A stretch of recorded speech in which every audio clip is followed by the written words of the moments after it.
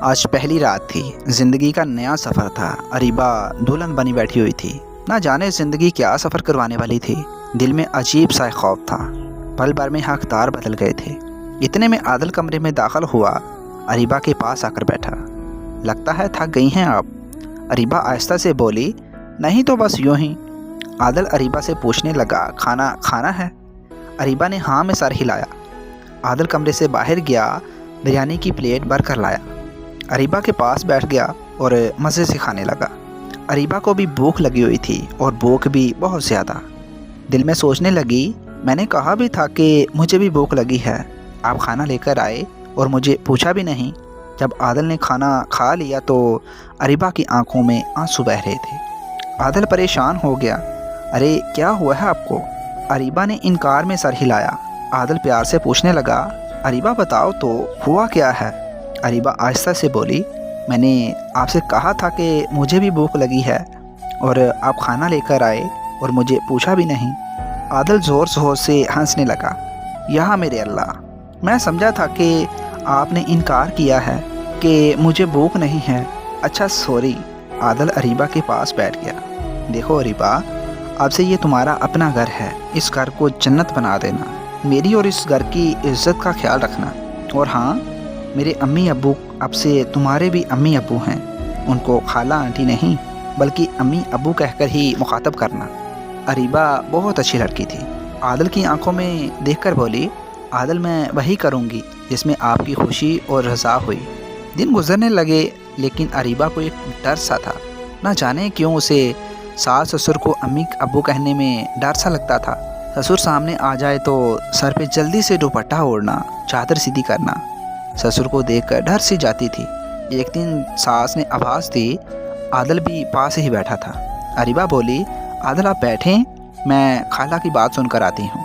عادل سخت لہجے میں بولا، اریبہ امی کہتے ہوئے جان نکلتی ہے کیا؟ تم اس گھر کو اپنا گھر کیوں نہیں سمجھتی ہو؟ میرے ماں باپ کو قبول کیوں نہیں کرتی؟ کیوں تم کو سمجھ نہیں آتی؟ اریبہ خاموش ہو گئی۔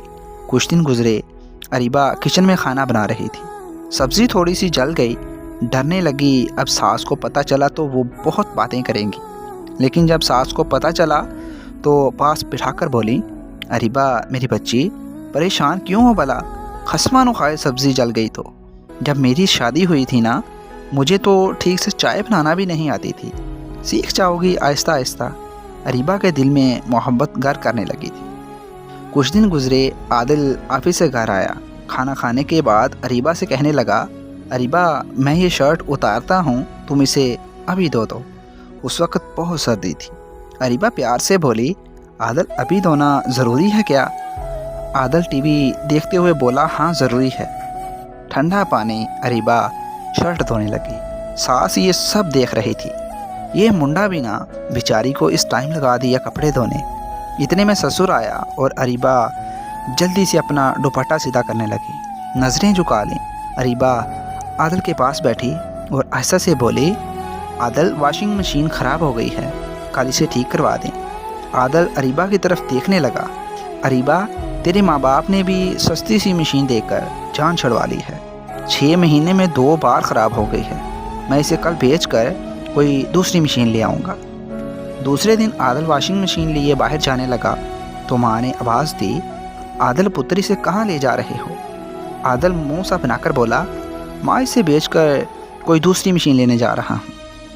ماں سوالیہ نگاہ سے دیکھ کر بولی، یہ تو اریبہ کے جہیز کی مشین ہے نا پتر تو اسے نہ بیچ، تو اسے ٹھیک کروا کر لا۔ بیٹیوں کو ہر اس چیز سے اپنی جان سے زیادہ محبت ہوتی ہے جو وہ اپنے ماں باپ سے لے کر آتی ہیں۔ وہ دیکھ میرا کھانا بنانے والا پتیلا 20 سال پرانا ہے، آج بھی دیکھتی ہوں تو مجھے میری ماں یاد آ جاتی ہے۔ اور کھوتے تو اس سے پیار سے بات کیا کر۔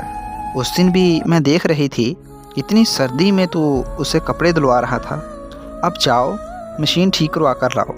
اریبہ یہ سارا منظر کھڑکی سے دیکھ رہی تھی، آنکھوں میں آنسو تھے، دل میں محبت تھی، اور سوچنے لگی کہ امی بھی میرا ایسے ہی خیال رکھتی تھیں۔